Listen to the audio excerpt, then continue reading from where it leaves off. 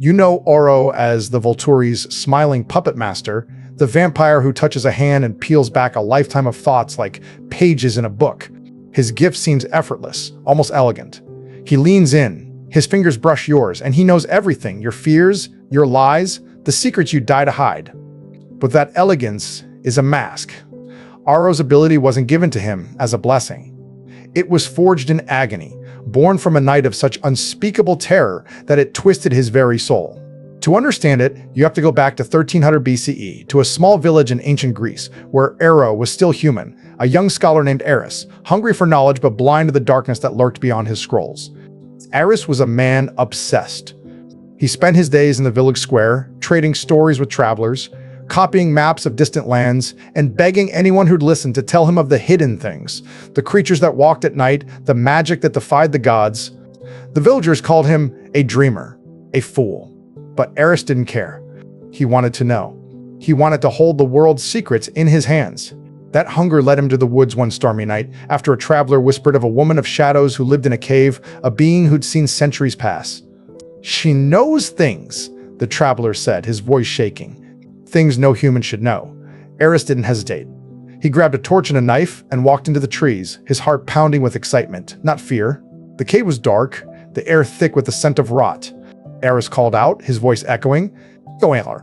He stepped deeper, his torch flickering, and that's when he saw her, a woman with skin like marble, her eyes black as tar, sitting on a pile of bones. She didn't move. She didn't speak. She just stared.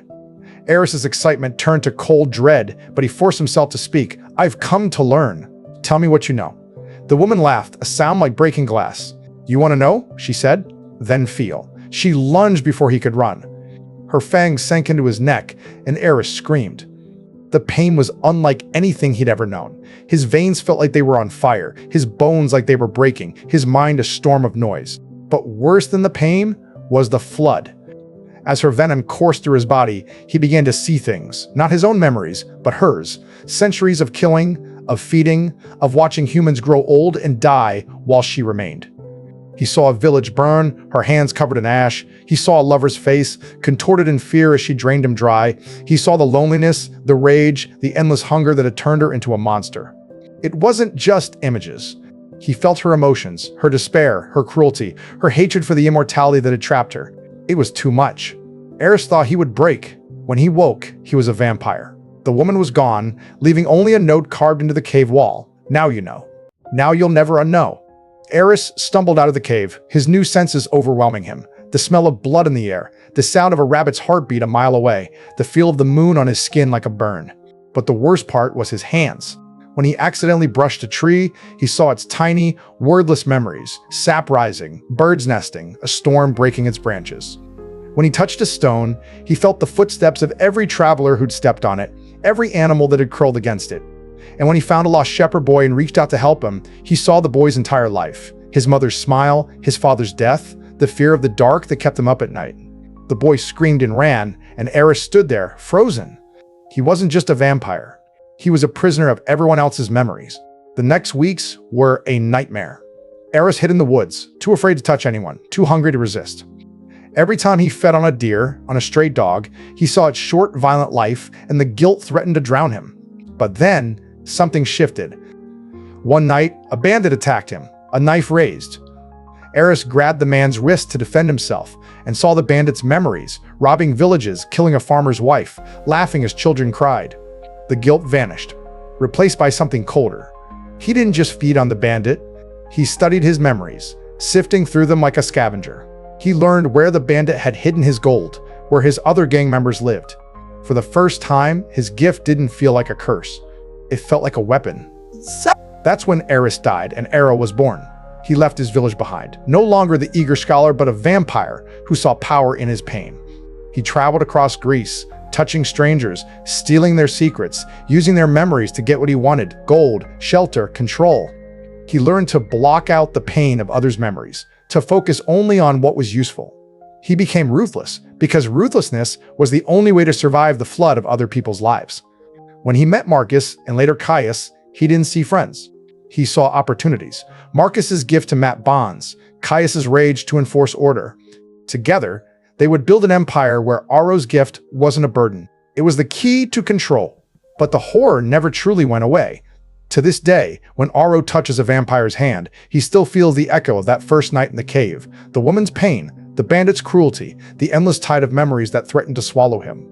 That's why he collects gifted vampires, not just for power, but because each new ability he controls is a shield. Chelsea's loyalty twists keep others from leaving him. Jane's agony makes enemies fear him. Alec's darkness silences the noise in his head. Aro's touch isn't just a psychic gift. It's a prison he built for himself, and he's determined to lock everyone else in with him. You see him now, in Volturi's towers, smiling as he touches a guard's hand, his eyes glinting with the secrets he's stolen.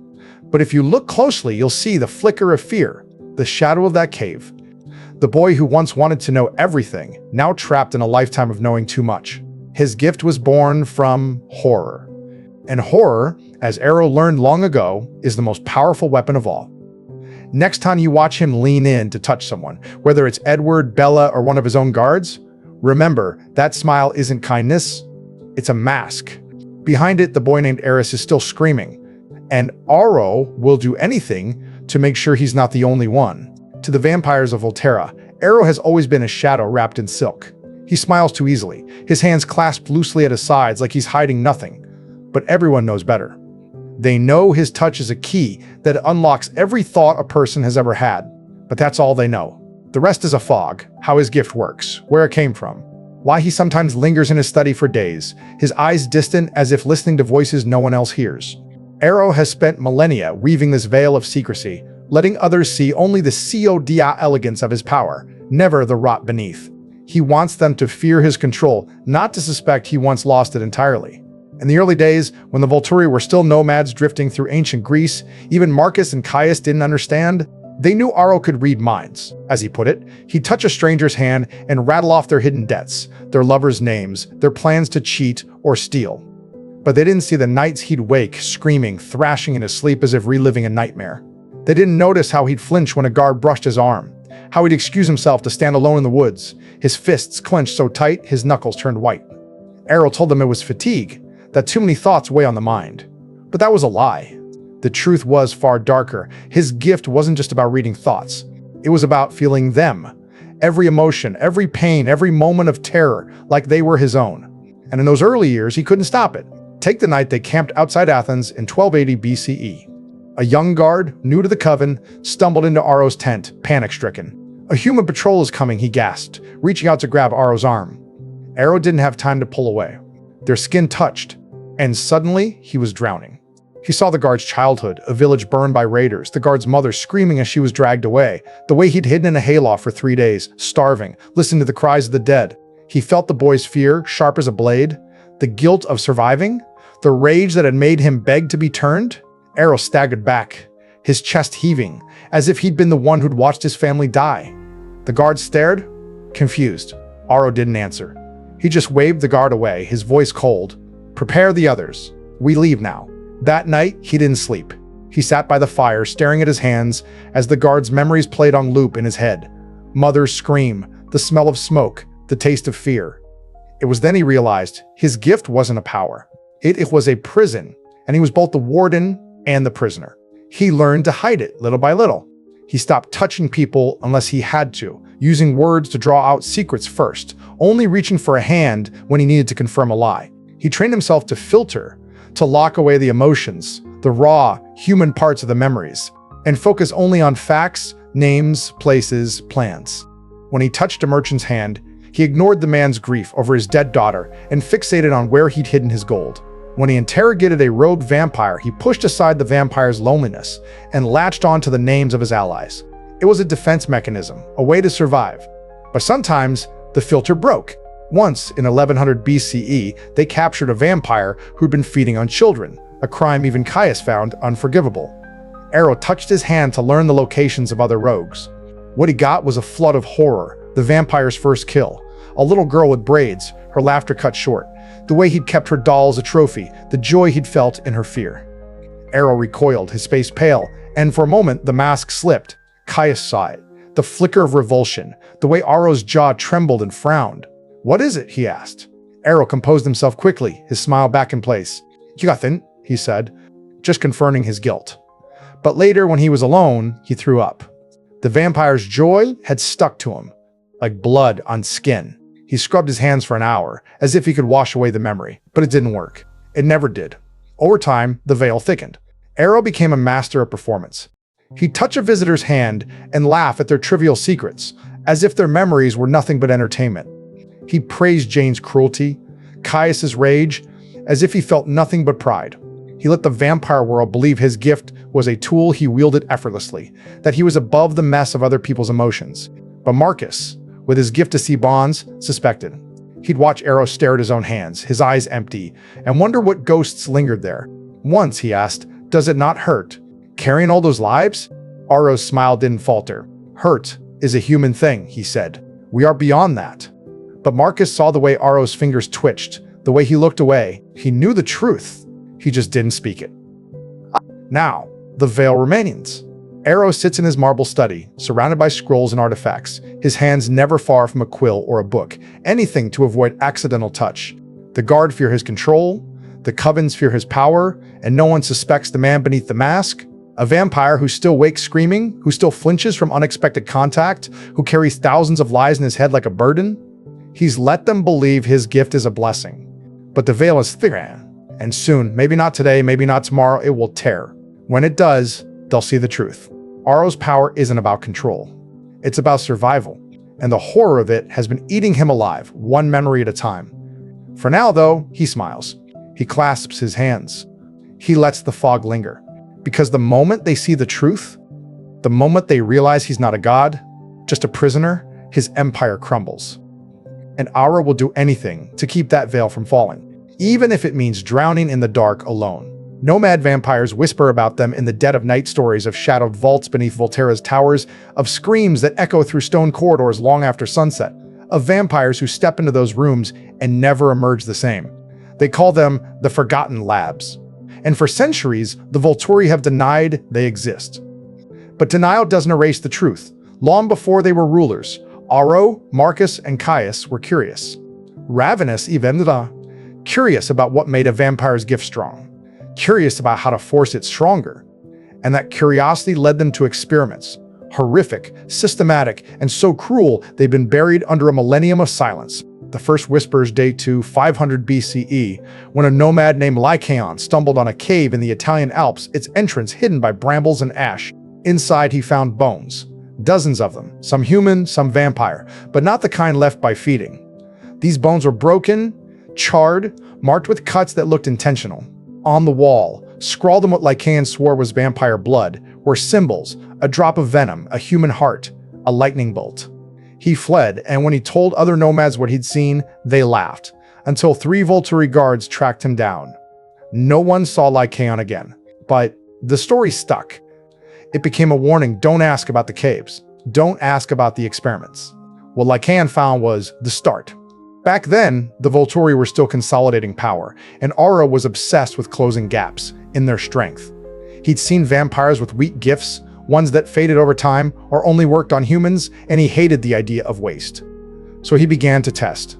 At first, small things, feeding newborn vampires different blood, animal, noble, criminal, to see if it altered their gifts. He noted everything in a leather-bound journal, his handwriting cold and precise. Subject 7, fed on sheep's blood for 30 days. Gift minor speed weakened by 20%. Dispose. Subject 12, fed on royal blood. Gift mind reading sharpened. Keep for observation. But small tests weren't enough. Aro loaded more. He wanted to create power, not just nurture it. That's when the venom blending began. Aro discovered that if he took venom from a gifted vampire, say, a vampire who could manipulate fire, and mixed it with venom from another one who could read minds, then injected the blend into a human, the resulting vampire sometimes had a hybrid gift. Or, so he hoped. The first test subject was a human slave, a girl named Cora. Aro mixed venom from a fire wielder and a telepath, then forced the blend into her veins. What emerged wasn't a hybrid. It was a monster. Its skin charred, its mind fractured, unable to control either fire or thoughts, screaming until Caius put it out of its misery. Aro's journal entry that night was unflinching. Blending ratio off. Adjust venom proportions. Try again. They tried again. Acting like dozens of humans died, some mid-transformation. their bodies tearing apart under the strain of conflicting venom. Some after, their gifts so unstable they incinerated themselves or drove themselves mad. But Aro didn't stop. He saw each failure as a step closer to success. Then, in 480 BCE, they got a result. A human blacksmith named Darius was injected with venom from a vampire who could manipulate metal and one who could sense lies. When he turned, he could not only bend iron to his will, but detect deception in anyone who spoke to him. Aro called him a triumph. Darius called himself a prisoner. He was kept in a cell beneath Volturi, forced to use his gift to interrogate rogue vampires. When he tried to escape 3 years later, Aro had his gift extracted, a process no one speaks of, but whose aftermath left Darius a hollow shell, unable to use any power at all. The experiments only grew darker when Aro turned his attention to genetic manipulation. He'd noticed that some vampire gifts ran in bloodlines. If a human was related to a gifted vampire, they were more likely to develop a strong gift when turned. So he began to kidnap human families, forcing them into breeding programs to create stronger stock. A nomad who spied on Volturi in 450 BCE reported seeing a compound outside the city, where humans were kept in cages, paired off like livestock. "They call it the nursery," the nomad whispered to his coven. Aro picks the ones with potential, turns them, and if their gifts aren't strong enough, he kills them. And their parents. To purge weak blood. The ethical breaches were endless. They sacrificed newborn vampires to test the limits of their gifts, throwing them into fire to see if they could heal, forcing them to fight werewolves to measure their strength. They stole gifted vampires from other covens, locked them in vaults, and drained their venom to use in experiments. They even tested on their own guard. In 400 BCE, a guard named Alara, who could hide her presence from humans, was injected with venom from a vampire who could become invisible to other vampires. The blend left her unable to control her ability. One moment she'd be there, the next she'd vanish for days, trapped in a state of half-existence. When she begged Aro to end her suffering, he instead used her as a test subject to see if other vampires could detect her. She died when a guard accidentally stabbed her, thinking she was an intruder. Aro's journal entry, Alara's ability too unstable, discontinue use of invisibility venom. These weren't sciences in any sense. They were atrocity. But to Aro, they were necessary.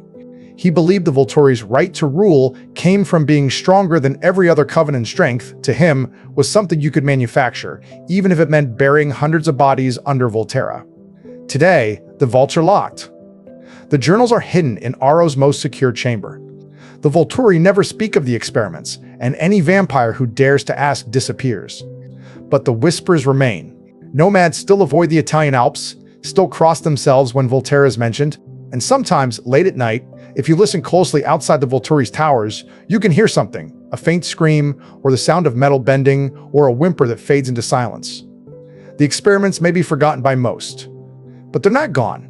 They're the foundation of the Volturi's power, the rot beneath the marble, the blood on their hands that never washes clean.